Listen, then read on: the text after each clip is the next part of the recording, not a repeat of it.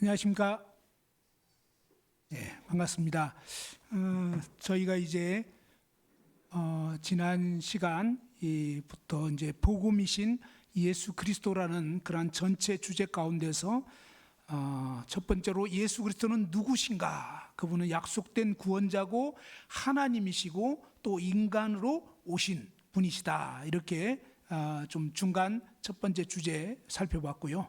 중간 두 번째 주제는 예수 그리스도는 무슨 일을 하셨는가? 바로 십자가에서 피 흘려 돌아가셨다. 그리고 그 십자가에 못 박혀 돌아가셨고, 지난 시간에는 그분이 죽은 자 가운데서 부활하셨다. 이 부분을 말씀을 드렸습니다. 이번 시간부터는 이제 세 번째 중간 주제로 예수 그리스도의 부활에 대해서 좀 더 구체적으로 살펴보려고 하는데요. 오늘 시간에는 이 요한복음을 기록한 목적을 중심으로 해서 이 부분을 살펴보려고 합니다.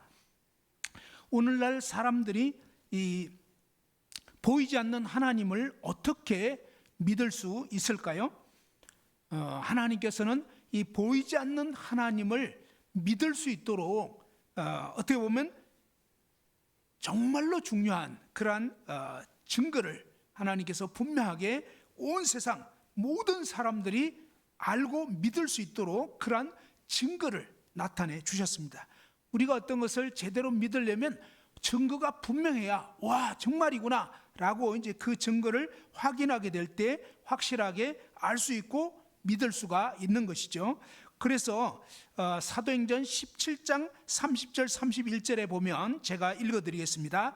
알지 못하던 시대에는 하나님이 간과하셨거니와 이제는 어디든지 사람에게 다 명하사 회개하라 하셨으니 이는 정하신 사람으로 하여금 천하를 공의로 심판할 날을 작정하시고 이에 그를 죽은 자 가운데서 다시 살리신 것으로 모든 사람에게 믿을 만한 증거를 주셨음이니라.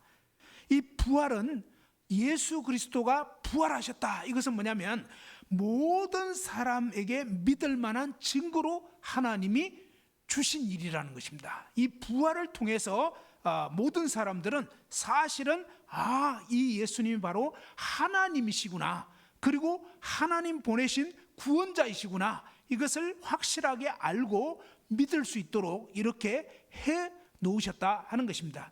여러분 생각할 때는 어떻습니까? 이 예수님의 제자들 3년 반 동안이나 예수님을 따라다녔습니다. 그리고 예수님의 놀라운 말씀을 들었고요, 예수님이 행하신 엄청난 그런 그 기적들을 직접 봤습니다. 직접. 자, 이 38년 동안이나 이 병든 상태로 그저 몸져 누워 있었던 그런 병자를 예수님이 그 자리에서 고쳐버렸고요, 중풍병에 걸려가지고 그냥 이 움직이지를 못하는, 한마디로 뭡니까? 걸을 수 없는 이런 사람들이 그냥 여러 사람들이 보는 자리에서 그대로 예수님의 한 말씀에 의해서 그냥 일으켜져 가지고, 그 다음에 예수님이 고치셨을 때는 항상 어떻게 하냐면 보면 그냥 혼자 알아서 가라가 아니라 너가 누웠던 자리는 네가 들고 가라. 무슨 얘기냐면 성한 사람도 예를 들면 자기가 이제 침상을, 누웠던 침상 들고 가려면 그렇게 쉬운 일이 아닙니다. 그런데 그동안 여러 해 동안 중풍병으로 그냥 누워가지고 이 근육이 지금 뭡니까? 활동 못 해가지고 굉장히 쇠약합니다. 그런데 그런 병자를 그 자리에서 딱 고쳐가지고 그 다음에 뭡니까? 그가 정말 나았다는 증거로 침상째 들고 가라고 하는 것입니다. 환자 보고. 그죠? 어떤 병원도 그렇게 얘기 안 합니다. 그 의사가 수술 마친 환자에게 뭐라고 합니까? 앞으로 당분간은 조심하세요. 술, 담배는 일절 건물입니다. 이런 식으로 얘기하잖아요. 근데 예수님이 고치신 경우를 보면 너무나 놀라운 것입니다. 그냥 부작용이 없이 그대로 놀랍게 고쳐버려가지고 와, 이분이 진짜로 놀라운 분이구나, 이것을 알 수 있도록, 그죠? 우리 인간들은 하도 못 믿으니까 하나님이 알 수 있도록 예수님이 이 땅에 오셔서 그런 일들을 하셨습니다. 특별히 이 요한복음을 기록한 목적을 한번 읽어보죠. 자, 요한복음 20장 30절 31절에 보면 이 요한복음을 왜 기록했는지 나와 있습니다. 요한복음 20장 30절 31절. 거기 요한복음 20장 30절, 31절 찾으셨죠? 자, 한번 다 같이 한번 읽어 보면 좋겠습니다. 시작. 예수께서 제자들 앞에서 이 책에 기록되지 아니한 다른 표적도 많이 행하셨으나 오직 이것을 기록함은 너희로 예수께서 하나님의 아들 그리스도이심을 믿게 하려 하며 또 너희로 믿고 그 이름을 힘입어 생명을 얻게 하려 함이니라. 자, 하나님께서 요한복음을 왜 기록하게 하셨다고요? 이 요한, 사도 요한, 제자 요한이 이 요한복음을 기록한 목적은 뭐냐면, 여기 보면 예수님께서 제자들 앞에서 이 책에 기록되지 않은 다른 표적도 많이 행하셨으나 그랬습니다. 이 표적이라는 것은 단순한 기적을 넘어서 뭡니까? 어떠한 분명한 징표라는 것입니다. 사인, 그죠?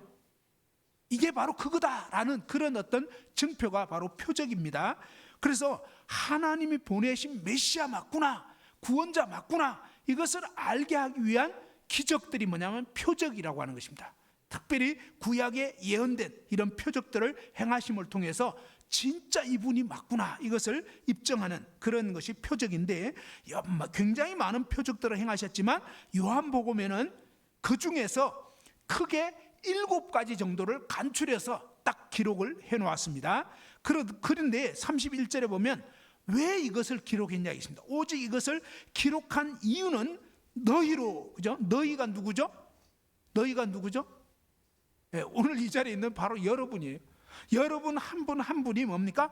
아, 예수라고 하는 이분이 하나님의 아들이구나. 하나님의 아들이라는 것은요, 하나님과 동등된 분이에요. 곧 아들 하나님이다, 이런 뜻입니다. 하나님 아들이고 그분이 바로 그리스도 메시아, 기름 부음 받은 자로서 그분이 우리 인간의 왕이시고, 그 다음에 그분이 뭡니까? 이 제사장이시고 모든 죄를 사시고, 그 다음에 선지자이시고 하나님을 우리에게 알려주시는 그러한 분이시고, 이러한 기름 부음 받은 자 메시아이심을 믿게 하려 하며, 그러니까 이분을 믿게 되면 어떻게 되냐? 너희로 믿고 그 이름을 힘입어 생명을 얻게 하려 함이니라.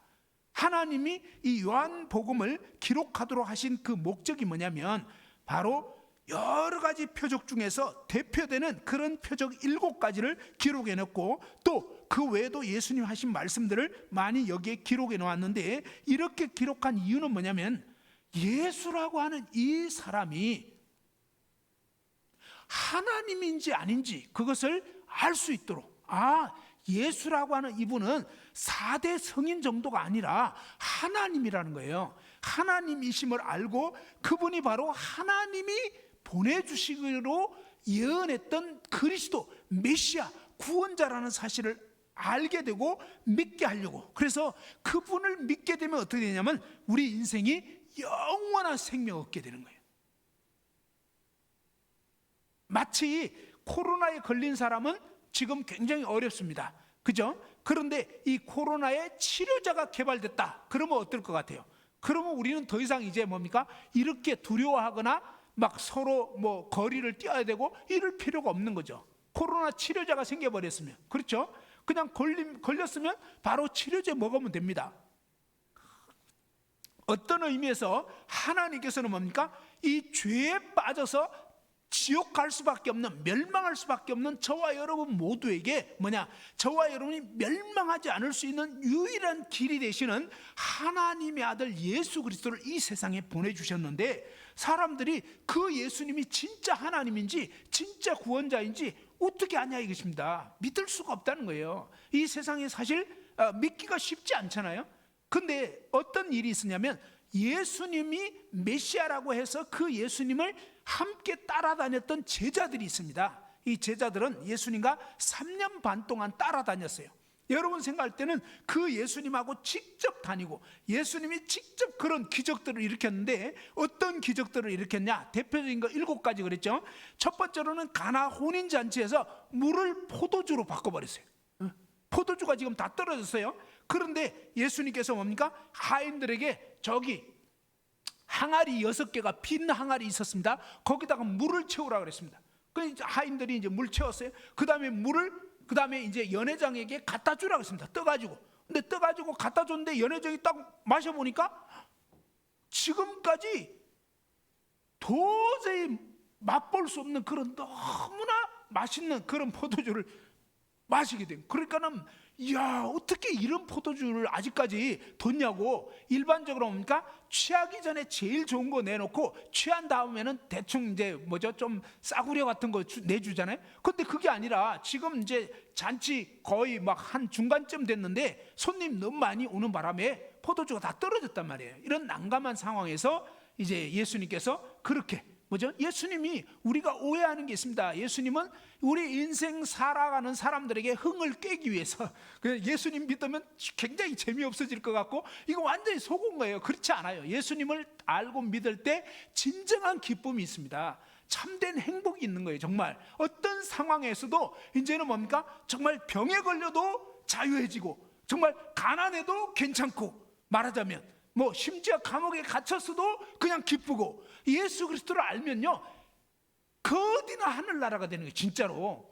그런 정말 하나님이신 예수님이 이 세상에 오신 이유가 인간 세상에 사람들에게 흥을 깨기 위해서 오신 게 아니라 진정한 기쁨과 자유와 평안을 주시기 위해서 그분이 오셨다는 거예요. 그래서 이 혼인잔치에 포도주를 진짜 기가 막힌 포도주를 물로 만들어 버린 거예요. 왜요? 이분은 하나님이시기 때문에 그게 가능한 거라는 것입니다. 이런 표적을 통해서 사람들 하여금 야, 너무너무 놀랍다, 그죠? 다른 물질로 바꾸실 수가 있는 분이에요.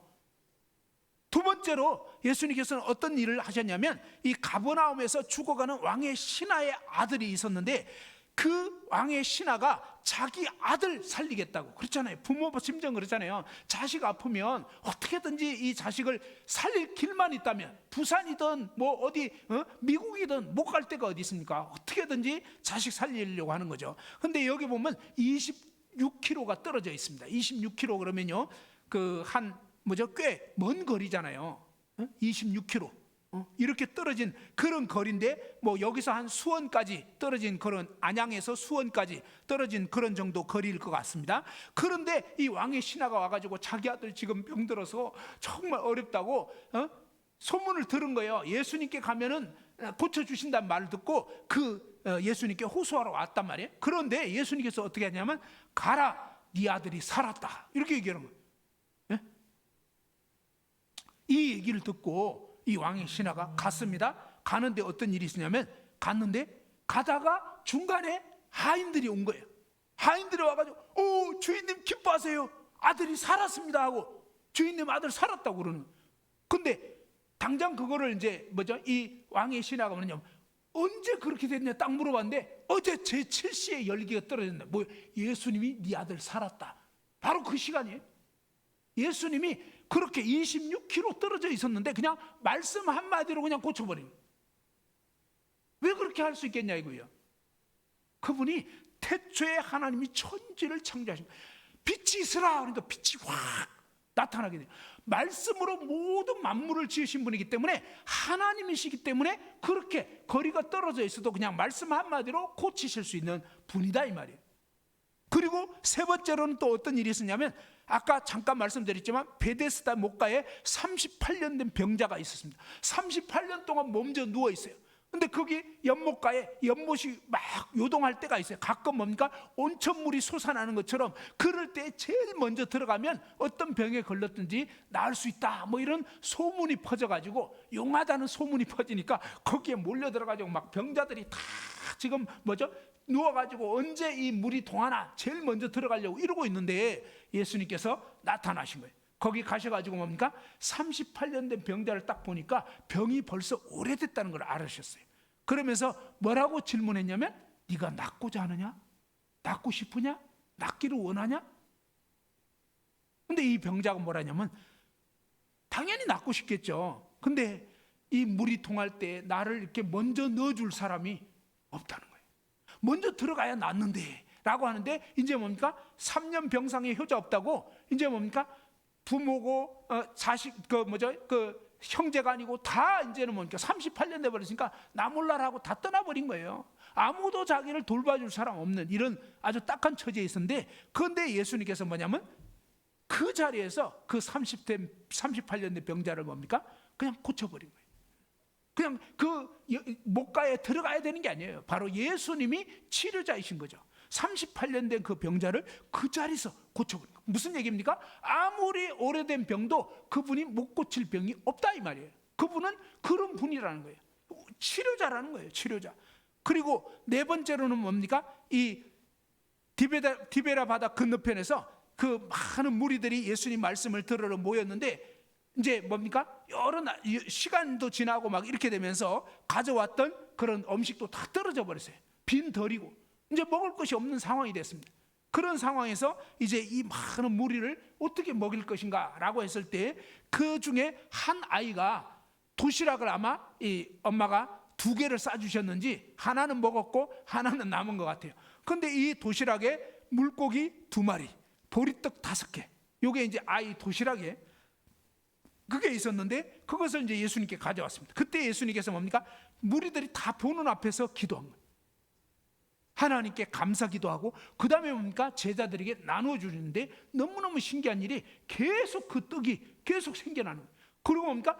생선도 계속 생겨나는 거예요. 그렇게 해가지고 뭡니까? 남자만 5,000명이에요. 남자만. 그럼 뭡니까? 여자와 어린아이까지 다 치면 한 2만 명 넘는 사람이 그들이 보는 앞에서 그대로 나눠줬단 말이에요. 제자들은 다 봤어요. 응?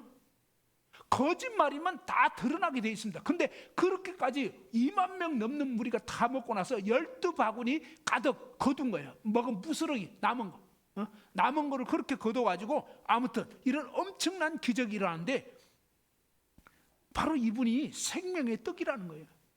예수님은 뭡니까? 정말 우리 인류에게, 우리 인간들에게 참 생명을 주시려고 그분이 오셨는데, 그분이 뭡니까? 이렇게 물질들을 만드실 수 있는 그분이 사실은 자기 자신이 진짜 생명의 떡이다. 내가 오늘 이렇게 너희에게 떡 나눠준 거는 나를 너희에게 주어서 너희가 영생하기를 원해서 준 거라고. 사실은 이 떡 먹고 배부른 게 중요한 게 아니야 라고. 물론 배고프니까 예수님이 그 배고픔을 채워주셨지만, 예수님 오신 목적은 배고픔을 해결해 주려고 오신 것이 아니라 영원히 멸망할 수밖에 없는 우리 인생들에게 그분이 누구인가를 가르쳐 주시고, 그분을 믿음으로 말미암아서 영생을 얻게 하시려고 그런 기적들을, 표적들을 일으켜 주신 거다 하는 말입니다. 그 다음에 5번째로 뭡니까?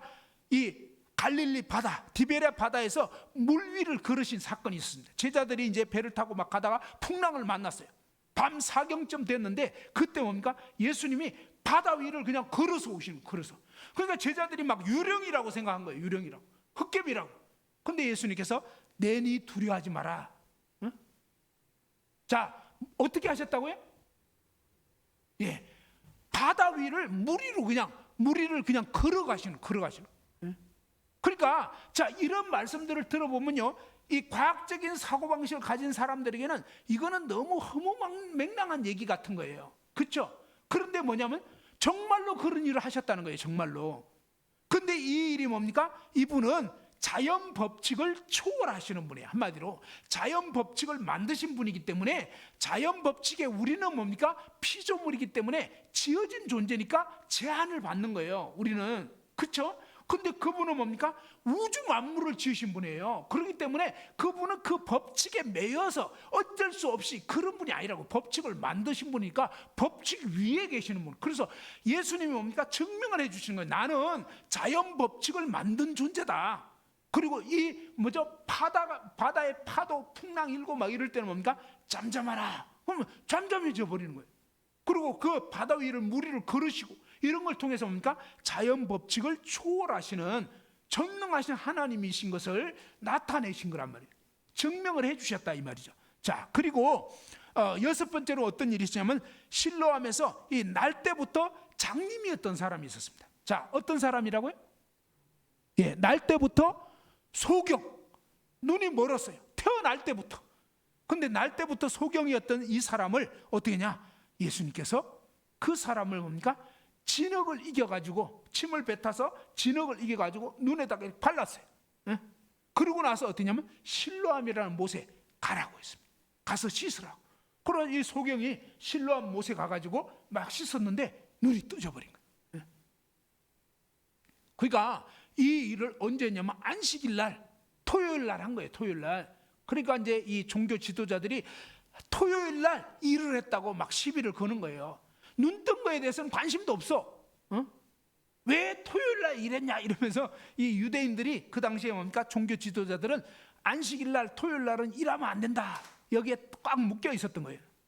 그런데 하나님께서 정말 원하신 뜻은 뭐예요? 바로 그 안식일 날 묶인 데서 정말 자유케 되기를, 그게 하나님 본 마음이란 말이에요. 하나님은 자식 같은 우리 인생들이 그죠? 그 안식일 날 자유케 되기를 원하는, 원래 안식일의 뜻도 그거예요. 사실 편안할 안자, 쉴 식자, 날일자, 뭐예요? 편안하게 쉬는 날이에요. 근데 내가 눈 멀어 있고, 내가 이 죄에 붙들려 있고, 내가 이 질병에 매여 있고 이러면 편안하게 쉴 수가 없어요. 쉬고 싶어도. 그러니까 예수님이 이 땅에 오신 이유가 뭐예요? 바로 이렇게 죄에 매여 있고, 정말 이 병에 매여 있고, 정말 이 문제에 빠져 있는 우리 인생들을 뭐예요?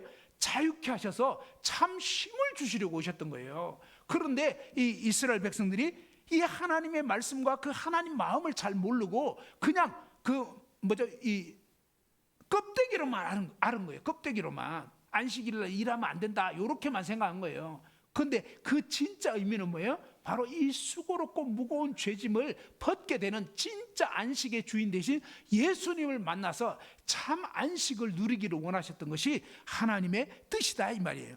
자, 그렇게 해서 아무튼 뭡니까? 태어날 때부터 소경이었던 사람을 눈뜨게 해버리는 거예요. 또 뭡니까? 귀먹고 어물한 사람, 뭐 별별 사람들 다 고치셨단 말이에요.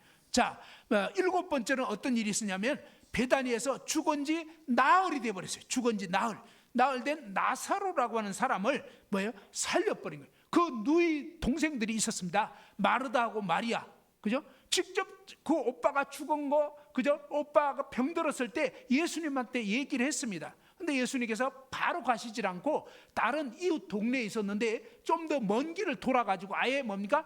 이 나사로가 병들었다는 소식 듣고 나서 바로 가서 고쳐주신 것이 아니라 다른 동네를 가버렸어요. 그래가지고 결국은 병들었다가 못해서 죽어버렸단 말이에요. 죽고 나서 그 다음에 예수님 제자들한테 우리 친구 나사로가 잠들었는데 내가 깨우러 가야 되겠다. 그러니까 뭐라냐면 아까 병들었다는 얘기를 며칠 전에 들었잖아요. 근데 잠들었다 그러니까 이제 푹 자고 나면 깨어나겠죠 라고 얘기했어요. 근데 예수님 뭐라냐면 그런 잠드는 게 아니고 죽었다고. 죽었는데 내가 살리러 간다고 그런 얘기를. 이미 죽었다는 거 다 아셔요.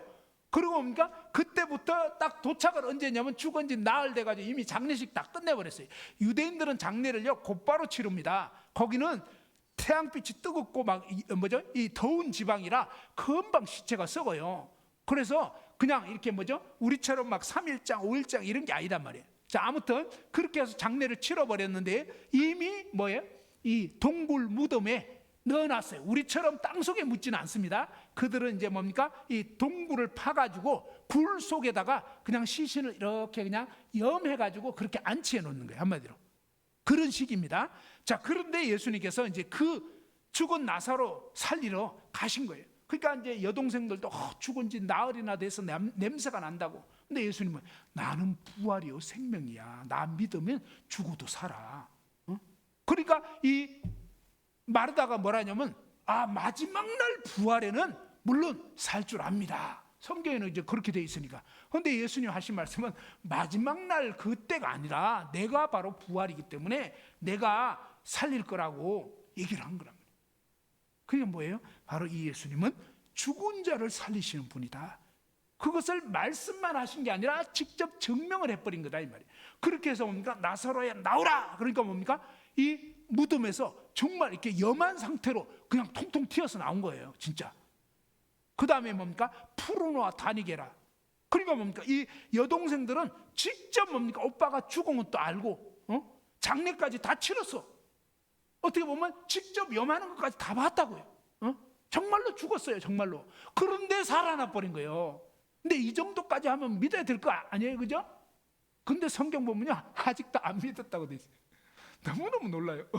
우리 인간이 얼마나 악하고 아주 끈질기냐면 하나님이 아무리 해도 안 믿는, 아무리 해도 하나님이 정말 해도 안 되는, 그게 우리 인간의 참 정말 안타까운 모습인 것 같아요. 죽어도 안 믿는 거예요. 죽어도. 그래 언제 믿냐, 언제. 자, 요한복음 2장을 한번 봐봐요.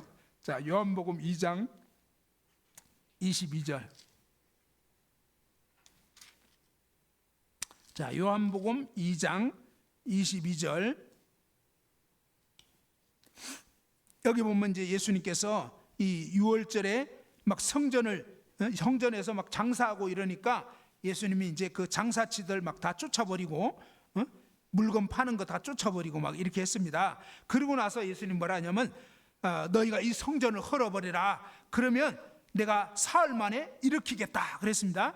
그 20절에 보면 이렇게 말씀했죠. 요한복음 2장 20절에 유대인들이 이 성전은 46년 동안의 지역권을 너가 3일 동안에 일으키겠느냐 하더라. 21절, 그러나 예수는 성전된 자기 육체를 가리켜 말씀하신 것이라. 그러니까 이 말씀은 무슨 뜻이냐면, 바로 이 보이는 성전을 의지해서 살아가는 그게 아니라 진짜 성전은 뭘 얘기하냐면 예수님 자신을 말하는 거다 이 말이에요.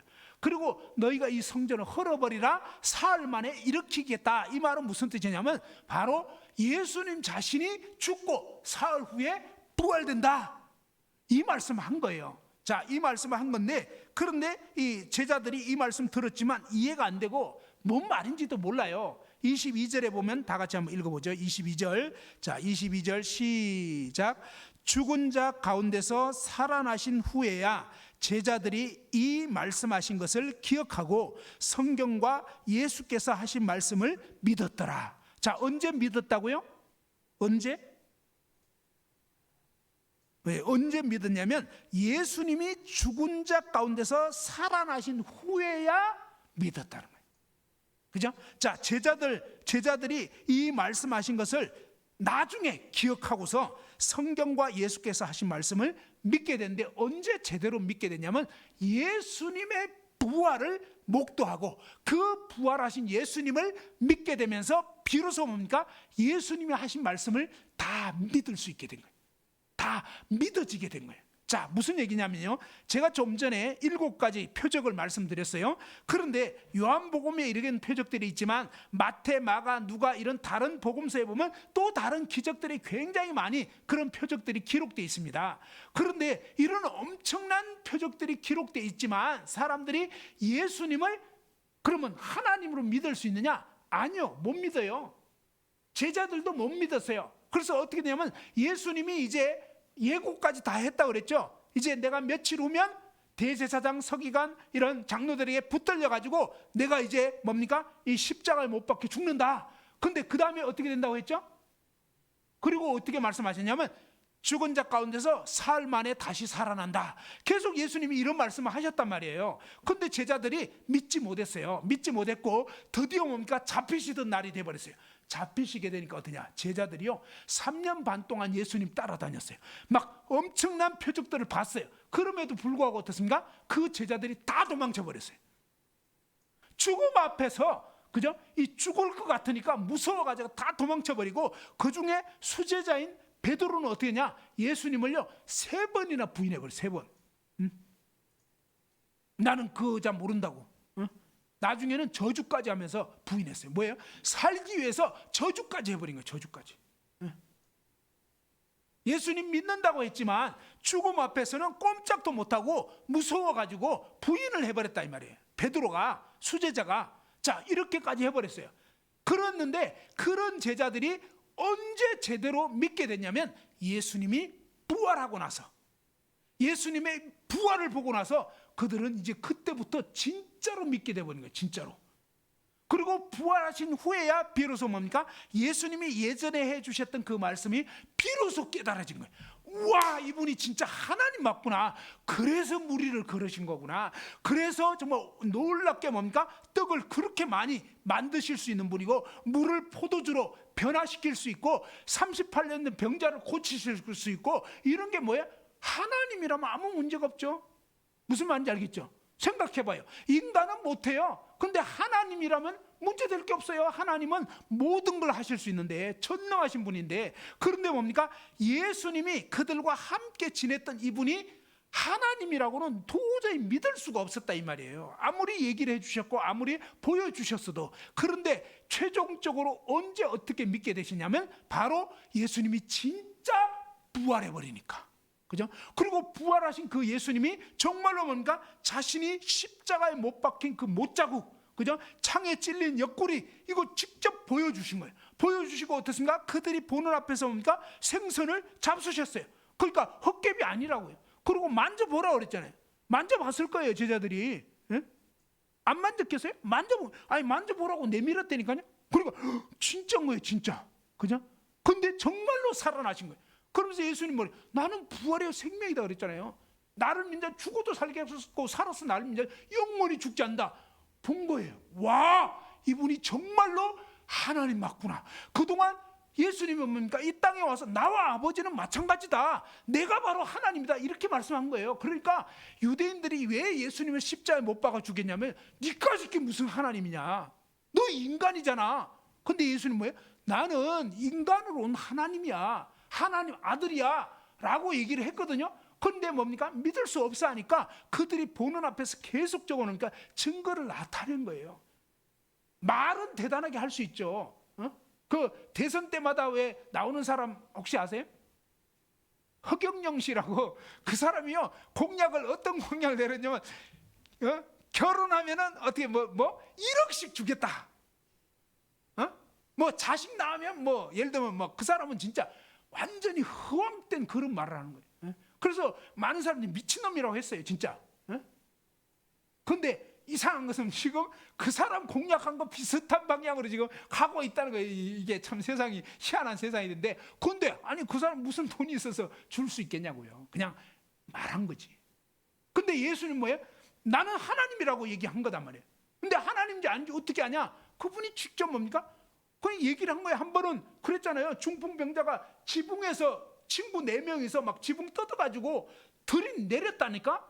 그러니까 사람들이 너무 많으니까 예수님 바로 앞에다가 이렇게 침상째 딱 중풍병자를 내려오는데, 내려오는 상황에서 예수님 뭡니까? 그 중풍병자 보고 소자야 너의 죄 사함을 받았느니라 딱 그랬어요.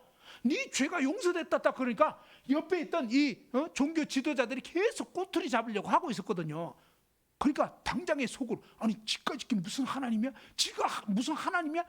죄를 산다고? 하나님 왜 도대체 누가 죄를 살 수 있단 말이야? 막 이러면서 속으로 막 궁시렁궁시렁 하고 있었단 말이에요. 근데 마음속에 그 얘기 하는 것까지 다 아신다고? 무슨 생각하는지. 그래서 예수님께서 뭐라고 말씀하냐면 너희 생각에 자리를 들고 일어나서 걸어가라 하는 게 쉽겠냐? 죄가 사해졌다는 게 쉽겠냐? 어느 걸 할 수 있겠냐 그랬어요. 어때요? 인간이 어떤 인간이 뭐예요? 이 중풍병으로 지금 몇 년째 똥을 좀 받아내는 사람을 당장에 일어나 가지고 네 자리 들고 걸어가라. 누가 할 수 있겠어요? 할 수 있어요, 없어요? 용한 점쟁이가 할 수 있겠어요? 택도 없는 소리예요. 그렇죠? 아무도 못해, 아무도. 그러니까 뭐예요? 아무도 못하는 거, 아무도. 근데 예수님 말씀 뭐예요? 아무도 못하는 이 일을 중풍병자 바로 이 자리에서 일어나서 자리 들고 걸어가라고 했는데 그렇게 돼버린다는 것은 무슨 뜻이냐?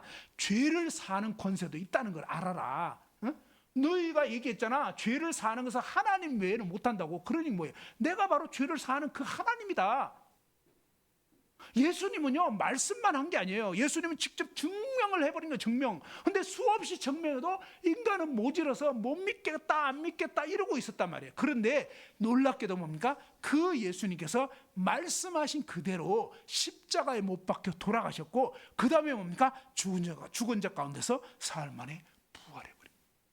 부활하셨는데 이 부활하신 예수님이 어떻게 됐습니까? 바로 제자들에게 일일이 뭡니까? 찾아가셔서 보여주신 거예요.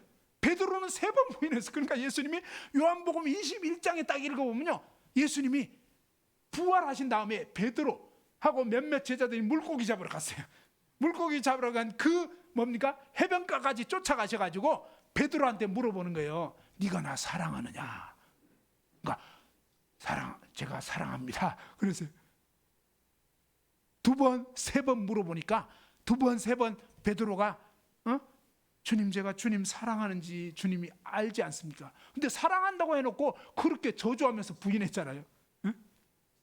그게 인간의 한계라고요. 인간은 사실은 진짜 그런 마음이 있는데 죽을까 봐 무서우니까 부인해버린 거다 이 말이에요. 근데 예수님은 그걸 아는 거예요. 인간의 연약함을 아는 거예요. 진짜 베드로의 진짜 마음은 자기 사랑하는 걸 아는데 죽음이 무서워가지고 결국은 뭡니까? 죽음의 위협 앞에서 그냥 막 부인해버린 그 베드로의 그 연약함을 아시는 거예요. 그러면서 뭡니까? 예수님이 바로 이 베드로를 고치시려고 그 깊은 상처, 이건 뭐예요? 자기도 자기에 대해서 환멸이 느껴진 거예요. 내가 무슨 예수님 제자야, 나 같은 인간은 죽어야 싸, 이렇게 자기 자책과 깊은 정죄 가운데서 평생을 뭡니까? 예수님을 부인했다는 그 죄책감에 시달리면서 완전 폐인돼서 살아야 할 이 불쌍한 인생을 예수님 뭐예요? 와가지고 부활하신 예수님이 직접 뭡니까? 말씀해 주신 거예요.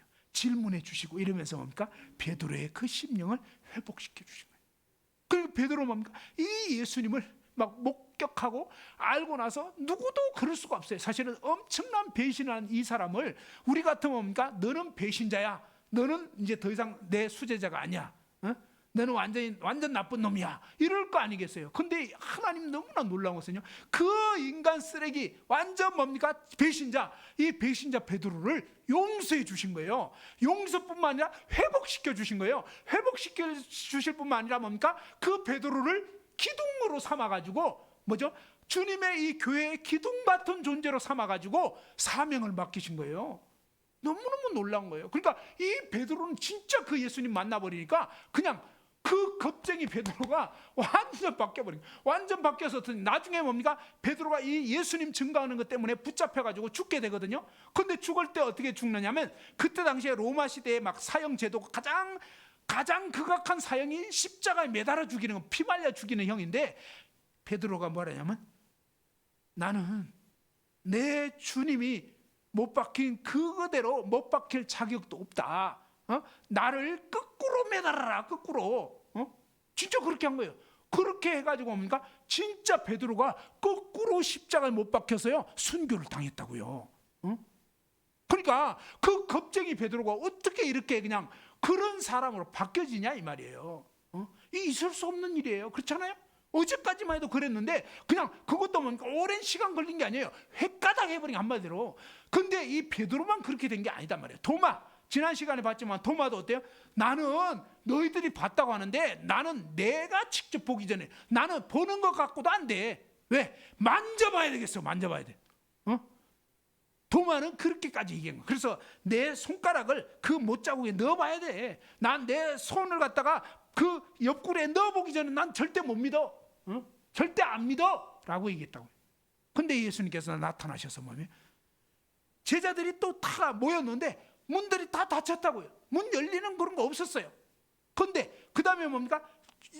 한가운데 나타나 버렸어. 아니 빙 둘러앉았는데 그러면 분명히 이렇게 뭐가 서치고 지나가야 되는 거 아니에요? 그러니까 뭡니까? 일단은 또 헛개비 같이 생각이 될 수밖에 없잖아요. 근데 예수님께서 한가운데 딱 나타나셔가지고 뭡니까? 도마 보고 얘기를 한 거예요. 한 주 전에 도마가 한 말 그대로 해서, 도마야 이리 나와서 내 이 못 박힌 손을 네 손가락 넣어봐. 그리고 내 옆구리 넣어봐. 정말 너희 위해서 내가 창에 찔린 거야. 내가 정말 못 박힌 거라고. 그리고 정말 믿으라고. 왜? 그 길밖에 없는 거예요. 살 길이 그 길밖에 없어요. 예수님밖에는 우리를 죄에서 구원할 자가 없단 말이에요. 코로나 치료제를 먹어야만 코로나 걸린 사람이 나을 수 있는 것처럼 이 죄에 빠져버리고 멸망할 수밖에 없는 우리 인생이 살 길은요, 생명의 떡이 되신 예수님을 믿는 그 길밖에 없단 말이에요. 그런데 그래서 예수님께서 도마에게 직접 보이시고 제자들에게 보여주시면서 나를 만져봐라 그랬어요. 만져봐라.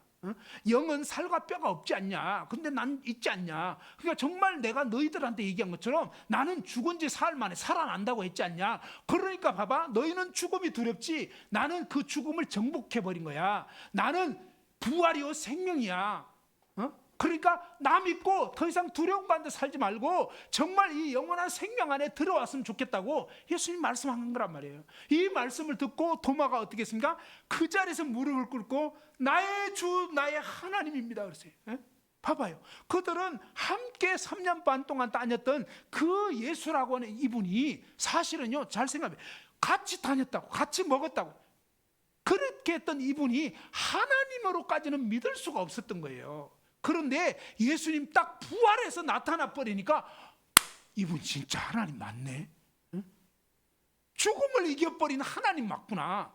생사화복을 주관하시는 그런 전능하신 하나님인 것을 깨닫게 돼버린 거예요. 정말 알게 된 거예요. 그리고 정말 만나버린 거예요. 그러니까 이렇게 만나버리고 나니까 그때부터 어떻습니까? 바로 이 제자들이요, 완전히 돌변해버린 거예요. 완전히. 예수님 진짜 부활하셨습니다. 그러면서 야, 그런 소리 하지 마. 그런데도 소용없어요. 진짜 봤으니까. 그리고 또 뭡니까? 막 죽일 거야 하는데 이제는 뭡니까? 죽음이 두렵지 않은 거예요. 왜? 죽음은 예수님처럼 되는데, 생각해요. 죽음은 부활돼 버리는데, 그러니까 뭔가 죽이겠다고 해도 소용없어. 막 감옥에 집어넣어도 그냥 괜찮아. 감옥에서 막 찬송 불러버려. 그러니까 아주 막 희한한 사람인 거예요, 이 사람들이. 그런데 뭡니까? 너무 놀라운 것은 이 사람들만이 아니라 이들의 증거를 통해서 예수님 믿게 된 사람들도 하나같이 그렇게 되는 거예요. 하나같이. 그러니까 뭐예요? 이게 너무 놀라운 게 뭐예요? 진짜 코로나 치료제를 먹으면 낫잖아요. 그러니까 뭡니까? 그 치료제를 먹은 사람 다 낫는단 말이에요. 이런 것처럼 뭡니까? 진짜 놀라운, 정말 생명 대신 하나님 예수 그리스도를 정말 믿게 되면 그렇게 된다 이 말이에요. 그런데 이 예수님을 믿는다는 것은 도대체 무슨 뜻이냐? 많은 사람들이 예수님 믿는 것을 어떻게 생각하냐면 그냥 지적인 동의. 무슨 얘기냐면 여기 코로나 치료제가 있다 얘기를 하면 뭡니까? 믿습니까? 그러면 예, 믿습니다. 근데 믿는다는 게 아니고 이거는 그냥 아는 거란 말이에요, 지금은. 근데 언제가 믿는 거라고요? 자, 언제가 믿는 것일까요? 예, 마시는 거. 무슨 얘기냐면 정말 이 코로나 치료제가 내 몸속에 들어와 버려야 이게 믿는 거예요. 그러니까 예수님 믿는 것은 머리로 그냥 끄떡끄떡하고 인정하는 그 정도가 아니라 실제로 뭡니까? 이 죽으시고 부활하신 예수님, 이분이 하나님이시구나. 내가 그동안 이 하나님이신 이분을 믿지 않았구나. 누가? 도마가 안 믿었잖아요. 도마는 예수님 안 믿었어요. 제자이지만 따라다니고 다 보고 했지만 진짜로는 믿지 않았던 거예요. 근데 언제 믿었냐면 예수님이 부활해서 딱 나타나가지고 예수님이 최종적으로 뭡니까? 이렇게까지 해버렸을 때 비로소 진짜 이분이 하나님 맞구나. 그 전에 예수님 계속 얘기했어요. 나와 아버지는 동등하다고. 아버지께서 보내가지고 내가 이 땅에 온 거야. 그리고 나 못 믿겠거든. 나를 통해서 역사되는 이 일을 보고 믿으라. 하나님 아니면 어떻게 이렇게 하겠냐. 계속 알려준 거예요. 그래도 믿을 수 없었단 말이에요. 그런데 예수님이 죽은 자 가운데서 부활하시게 되어버렸을 때 이분이 진짜 하나님 맞구나. 정말로 하나님이구나. 그런데 봐봐요. 그 하나님인 걸 어떻게 알 수 있냐. 제자들이 그 말씀 그대로 돼버린 걸 보고, 그리고 뭡니까? 그 제자들이 하나같이 얘기했죠. 이 12제자 가룟 유다 빼고 나머지 12제자요 다 순교한 거예요. 다. 그 예수님 제자 요한 같은 경우는 이 요한 계시록을 쓰게 됐는데 반모섬의 유배 귀향을 가서, 사실은 이 사도 요한만 순교까지는 아니었고 거기는 이제 귀향살이 한 거예요. 귀향살이. 그랬지만 나머지 제자들은 다 순교했어. 다. 막 가마솥에 집어넣기도 하고 막 그냥 톱질하기도 하고 진짜 막 완전 잔인하게 죽였어요. 기름가마에 튀겨가지고 죽이기도 하고 막 아예 횃불로 쓰기도 했어요. 인간 횃불로 그냥. 그런데 아니 그런 걸 다 보면서도 절대 예수님 부인 안 해요. 그게 뭐예요? 정말로 믿지 않으면 그럴 수가 없는 거예요. 근데 그게 뭡니까? 하나같이 그렇게 됐다고. 하나같이. 그러니까 뭐예요? 진짜로 보지 않았으면 그럴 수가 없는 거예요. 근데 이들만이 아니라 이들의 증거를 듣고 예수님 믿은 사람들도 마찬가지예요. 그러니까 우리가 예수님 믿는다는 건 뭐예요? 바로 이분이 하나님이시구나. 그리고 뭡니까? 이 예수님 믿는다는 것은 내가 그동안 이 예수님을 나의 주인으로는 믿지 않았다는 거예요. 나의 하나님으로 안 믿고, 그러면 어떻게 되냐? 내가 하나님 자리를 차지하면서 내 마음대로, 내 생각대로, 내 고집대로 내가 주인 돼서 지금까지 살아온 거예요. 이게 뭐냐? 예수님을 배척하고 하나님이신 그분을 믿지 않고 밀쳐내고 내가 주인 돼서 내 마음대로 산, 이게 바로 죄거든요. 그래서 바로 이러한 죄로부터 뭡니까? 회개, 돌이키는 거예요. 그리고 뭡니까? 이 도마처럼, 자, 도마가 뭐라 했죠? 한번 따라서 해보죠. 나의 주시오, 나의 하나님이십니다. 예, 바로 이 도마는 뭡니까? 예수님 보고 이제 뭡니까? 자기들과 똑같이 거느렸던 그 예수님 보고 이분이 누군지 아는 거예요. 아, 이분은 하나님이 인간의 모습으로 오신 분이었구나. 그걸 진짜로 알고 믿게 된 거예요. 그래서 뭡니까? 나의 주인이십니다, 나의 하나님이십니다 하고 뭡니까? 도마가 그동안, 도마 같은 경우는 뭐예요? 불신의 그 죄, 의심했던 죄를 회개한 거예요. 제가 그동안 정말 예수님을 주인으로, 하나님으로 믿지 않은 죄를 회개합니다. 이제는 정말 당신을 믿습니다. 당신이 나의 주인이십니다, 나의 하나님이십니다 하고 도마가 예수님을 영접, 받아들인 거예요. 그러고 나서부터 뭡니까? 이 도마의 인생의 주인이 바뀌어버린 거예요. 이제는 부활하신 예수님이 그 도마의 마음의 주인으로 쭉 거하시게 됩니다. 늘. 그래서 언제 어디서든지, 그러면서 이 도마가 뭡니까? 인도라는 그 당시에 가장 세상 땅끝 같은 인도까지 가가지고 거기서 복음 전하고 살다가 결국 뭡니까? 창에 찔려서 죽었다고 하더라고요. 그러니까 순교 당해도요 괜찮아요. 이제는 죽어도 사는 거예요. 영원한 천국에 들어가는 거예요. 그리고 상급이 엄청나요, 사실은. 그러니까 이제는 뭡니까? 아무 상관입니다. 자, 오늘 이제 말씀을 마무리하려고 합니다. 중요한 것은 요한복음을 왜 기록했느냐? 이 기록 목적, 요한복음에 많은 어떤 표적들이 있지만 그 중에서 7가지 뽑아서 다 기록을 해놨어요. 그 이유는 뭐냐 이거예요. 바로 예수님께서 하나님의 아들 그리스도이심을 믿게 하려고. 아, 예수님은 단순한 인간 정도가 아니라 그분은 하나님이 인간 세상에 오셨던 거였구나. 그런데 우리 인간은 얼마나 모질고 악한지 그 하나님이 인간을 구원하기 위해서 오셨다고 했는데도 뭐예요? 니까 지키 무슨 하나님이야. 그러면서 뭡니까? 그 하나님이신 예수님을 막 침뱉고 욕하고요, 뺨 때리고 주먹질하고 그랬었어요. 누가? 사실은 뭐예요? 저와 여러분이 하나님을 그렇게 모독한 거예요, 사실은. 그러니까 어떻게 보면 완전히 인간을 싹 다 진멸해 버려야 되는 거예요. 그런데도 불구하고 뭡니까? 하나님이신 그분이 우리 인간을 위해서, 왜? 자식이니까, 자식이니까 정말 이 하나님의 형상과 모양대로 지은 이 자식들이 완전히 빗나가고 멸망되게 생겼으니까 하나님이신 아버지이신 그분이 그 아들을 보내주신 거란 말이에요. 그렇게 해서 뭡니까? 그 아들 하나님이 우리 인간을 대신해서, 저와 여러분의 죄를 대신해서 십자가에 못 박혀 피 흘려 돌아가심으로 죄를 다 사시고 죽은 자 가운데 부활하셔서 이제는 뭡니까? 누구든지 이 예수님을 주인으로, 하나님으로 영접하라는 거예요. 왜? 그분을 믿어야 하나님 자녀가 되고 영생을 얻게 되는 거거든요. 그래서 회개하고 예수님을 주인으로, 하나님으로 믿으시라는 것입니다. 이해가 되셨습니까? 예. 예수님이 누구라고요? 하나님이시라고요. 예. 부활을 통해서 바로 이 놀라운 사실을 만천하에 알려주시고 지금도 뭡니까? 회개하고 예수님을 주인으로, 하나님으로 믿는 모든 사람 안에 그분이 주인으로 거하시게 됩니다. 그래서 오늘 이 말씀을 들은 분들 각자 여러분 삶 가운데서 이제 정말 조용히 예수님 발 앞에 무릎을 꿇고, 주님, 저는 그동안 제가 제 인생의 주인 노릇했습니다. 근데 말씀을 듣고 이제 예수님이 죽은 자 가운데서 부활하신 이 예수님이 정말 하나님이심을 이제는 믿습니다. 예수님, 제가 회개하고 예수님을 저의 주인으로, 저의 하나님으로 영접합니다 라고 예수님을 믿는 순간 여러분은 하나님 자녀가 되는 거고 예수님이 여러분 마음의 주인으로 거하시게 되는 거예요. 이제는 부활하신 예수님이 늘 여러분과 함께 거하시게 된다 하는 것입니다. 자, 잠깐 기도드리고 마치겠습니다.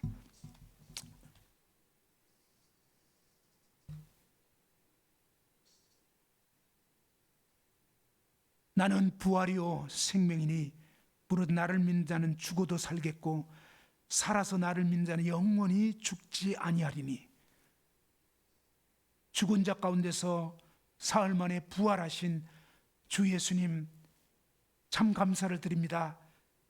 저희는 사탄의 꾀임을 받아서 그동안 저희 자신이 주인 노릇하고 온갖 이 죄악 가운데 살다가 영원한 지옥에 던져질 수밖에 없는 그러한 자들이었는데, 아버지 하나님께서 아들 예수님을 보내주셨고 예수 그리스도께서 십자가에 못 박혀 피 흘려 돌아가심으로 저의 모든 죄를 담당하셨고 죽은 자 가운데서 부활하심으로 말미암아 하나님이심을 만천하에 증명하시고 나타내신 것을 생각할 때 감사를 드립니다.